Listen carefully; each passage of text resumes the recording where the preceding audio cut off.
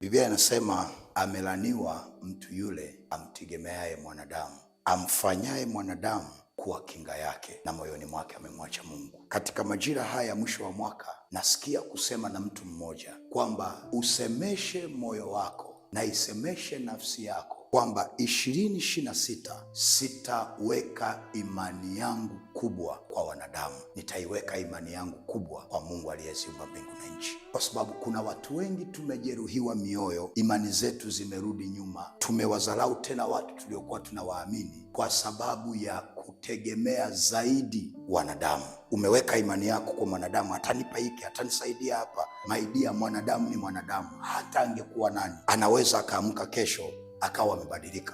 Yule aliyekusifia mbele za watu anaweza kageuka huyo akakuua mbele za watu. Na ndio maana Biblia inasema kinywa kinachobariki kinaweza kutoa na laana. Mchungwa uzae mpera. Lakini mwanadamu ni kiumbe cha ajabu sana. Leo atakusifia, kesho atakusema. Leo atakusaidia, kesho atakukataa. Na ndio maana wengi leo tumebaki na vidonda vya moyo, kwa sababu imani zetu tuliweka kwa wanadamu wanaobadilika. Imani zetu zilitegemea sana watu fulani, na kuna mtu uliamini kwamba bila mtu fulani huwezi kufika mahali. Leo nimetuma kukwambia, sio bila fulani, ni bila Mungu ndiyo huwezi kutoboa. Na 2026 imani yako iweke kwa Mungu na sio kwa wanadamu. Usitegemee makubwa kwa wanadamu, jifunze kumtegemea Mungu. Weka imani yako kwa Bwana. Na mimi nakuombea sawasawa na Isaya 43 mstari wa 4, Mungu akuinulie watu watakaokuwa baraka kwenye maisha yako. Imani yako iweke kwa Mungu ili Mungu akuinulie watu, sio wewe ujitafutie watu alafu wategemee. No, imani yako weka kwa Mungu alafu Mungu